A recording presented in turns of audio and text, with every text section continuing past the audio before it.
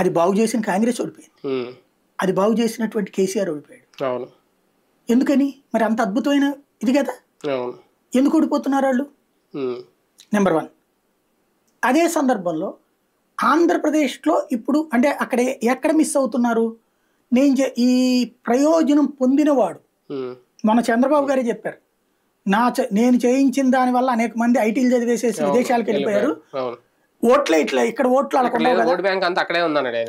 అట్లాగే ఇప్పుడు హైదరాబాద్ లో ప్రయోజనం పొందిన వాడేమో పోలింగ్ బూత్కి రాడు, దానివల్ల నష్టపోయినటువంటి వాడు, వాడి భూమి అమ్ముడు పోయినోడు, అద్దెలు ఎక్కువైనోడు, జీతం తక్కువయ్యి తలడిల్లుతున్నోడు చంద్రబాబుని వ్యతిరేకించారు.